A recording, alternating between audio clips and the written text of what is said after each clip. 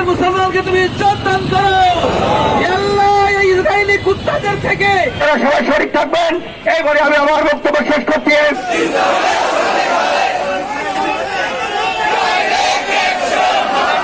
বিক্ষোভ মিছিল ও সমাবেশে উপস্থিত সম্মানিত তাওহীদি জনতা, কোন প্রকার ভূমিকা ছাড়াই আমি বলতে চাই যে ইসরায়েল ফিলিস্তিনে যে হামলা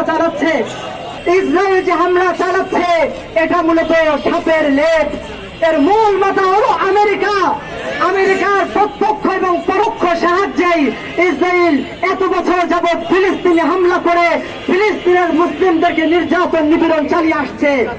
এই জন্য আমরা বলতে চাই যে ইসরায়েল, আমেরিকা সহ যারাই যেখানে মুসলমানদেরকে অত্যাচার করছে, নিধন করছে, তোমরা আজকে এক গাল হেসে নাও।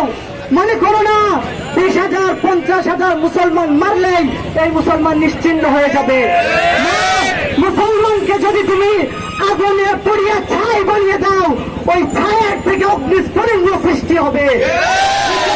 যদি পানিতে ডুবিয়ে দাও, সেই পানি থেকে এমন তরঙ্গ উত্তাল দেওয়া উঠবে যার থেকে ইউরোপ, আমেরিকা কেউ বাঁচতে পারবে না।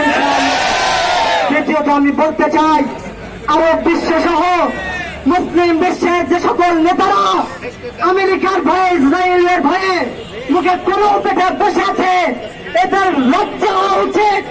এরা মুসলিম বিশ্বের নেতা হয়ে আছে, এদেরকে এই দুনিয়ায় থাকার কোনো অধিকার নাই। যেখানে মুসলিমের সম্মান ভুলণ্ডিত হয়, তারা মুসলিম বিশ্বের নেতা হয়ে সামান্য প্রতিবাদটুকু জানাতে পারে না। এদের প্রতি আমরা ধিক্কার এবং ছোট নিক্ষেপ করি।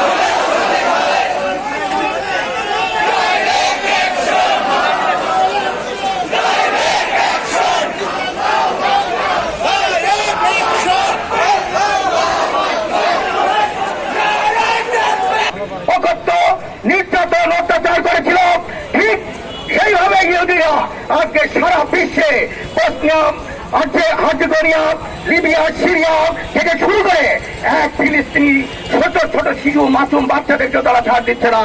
আজকে যেমন হত্যাযজ্ঞ চালিয়ে যাচ্ছে, বাংলাদেশের মানুষের উচিত ছিল এদেশের মানুষের এর আগে ভাগে প্রতিবাদ করা, কিন্তু সেটা আমরা পিছিয়ে গিয়েছি।